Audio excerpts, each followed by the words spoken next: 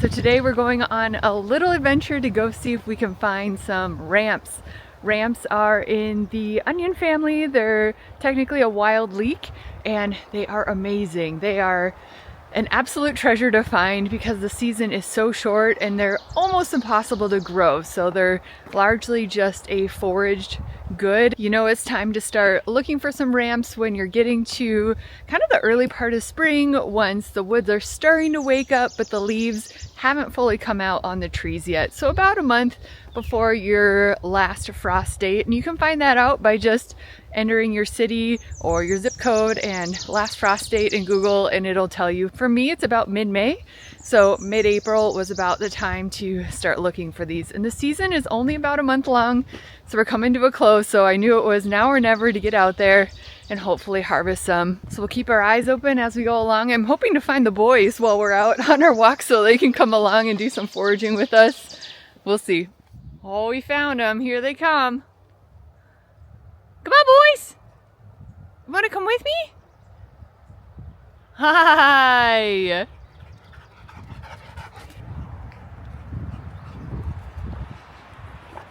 Hi. Good to see you. Good to see you. Wow. Okay, let's go. Let's go.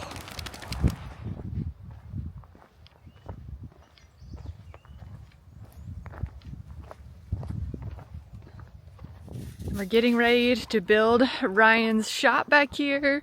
The build site is really coming along. We've struggled with some flooding and a lot of rain, but it's finally starting to dry out. So we're hoping, fingers crossed, that Ryan can get in here, smooth it all out so we can get a concrete pad poured in a couple of weeks. We'll see.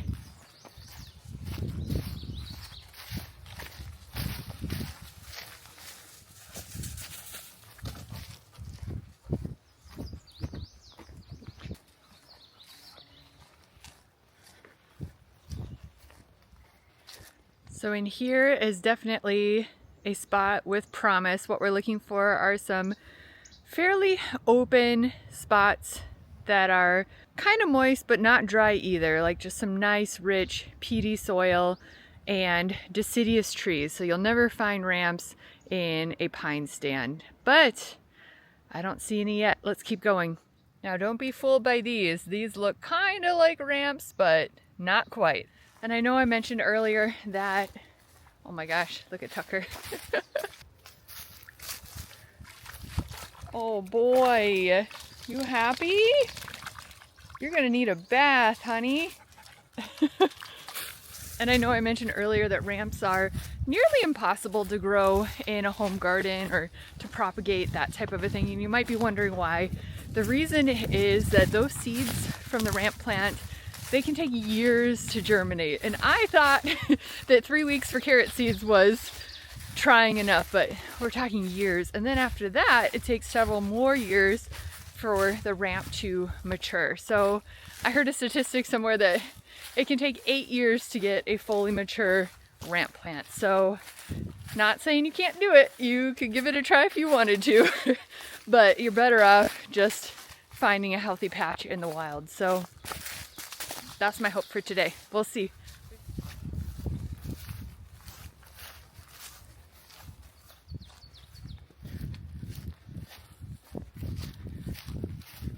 And here they are. It's not a massive patch, but they are definitely here. They're all through here, back there, and spreading through the woods. So they seem like they're really happy here. This is kind of a low-lying area. I was splashing through some puddles, but it's not super wet, that's for sure. Here's some nice dense patches.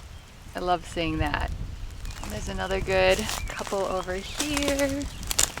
So the key thing when harvesting these is that you're doing it sustainably. You don't want to just dig down and take the whole bulb out of the ground. There is a decent bulb under there, similar to garlic or leeks. Onions are a little more superficial. So the problem with that is if you dig up the whole bulb, that plant has ended. But we want to let it continue to thrive and duplicate and provide more harvest for us in the years to come. So I like to do it in a more sustainable way, which involves digging down a little bit, so about 1/2 inch into the ground, and then I take a sharp knife and cut it off at the base, leaving the root end in the ground.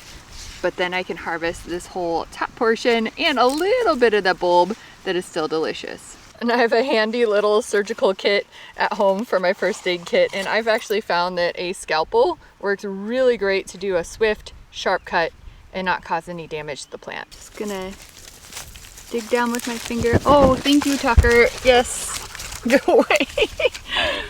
There you can see I dug down a little bit with my fingers so you can start to see the white bulb on there, and just take my scalpel and it comes right off.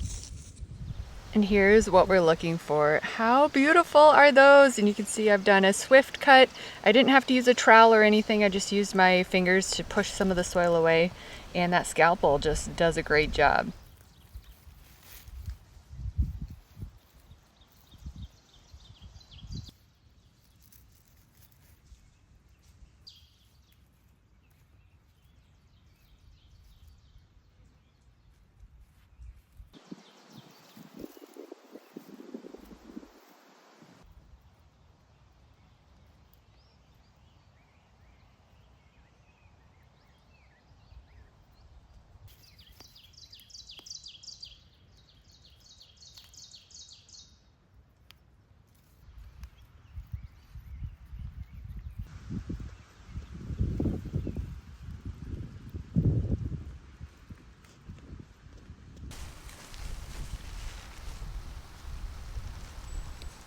Well, that was really fun. I think we had a lot of success. I gathered about a pound of the ramps, and they actually hold a lot of value. I don't know what the market rate is, but if I had some fancy restaurant nearby, I could make a pretty penny, but I paid for them in my own blood, that is for sure. I probably picked off 20 different ticks back there, and a lot of them were deer ticks, which I wasn't very excited about. Deer ticks are typically the ones that are most commonly carriers of Lyme. I think the statistic is about a quarter of them do.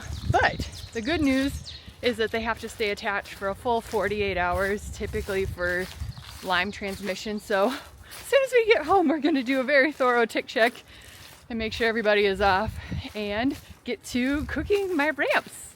But before we talk about eating them, I wanted to give you guys a couple tips if you're planning on foraging for ramps, on some other things to think about. So definitely, even though we're harvesting in a sustainable way, you don't want to go and pick all of them. You want to leave some up, not only for others. If you're on state land, it's important to share, but it's just good not to just mow them all over, right? It's still stressing the plant by cutting them off. And there's different rule of thumbs for foraging. Some people say don't take more than half. Some people say don't take more than a third. Some people say don't take more than 10%. I'm kind of in the 10% camp, and to be honest, I probably only took 1%. You probably wouldn't even be able to tell that I was there, which is ideal, and that's why I kind of stuck it out to find the big clumps so that my impact is minimal. And for cooking them, you can just cook them any way that you would typically cook leeks. These are wild leeks, so they can be used and they taste very similarly to the ones that we're used to from our modern gardening varieties. They're just a whole lot smaller, but some great ways to use them is making pesto, because it has a lot of that garlic flavor in there as well.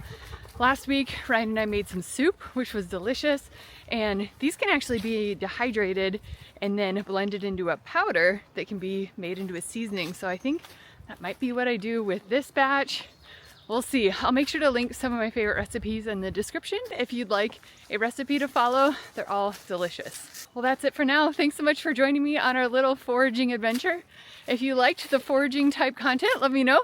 There's more and more things coming up as the season progresses. This is just the very beginning of foraging season. Ramps kind of mark the beginning of spring and the first wild edible. So excited to have found that big patch and to have you along. Again, thanks so much for being here. Make sure to hit that like button, leave a comment. I love to hear from you guys. Otherwise, I'll see you on the next video.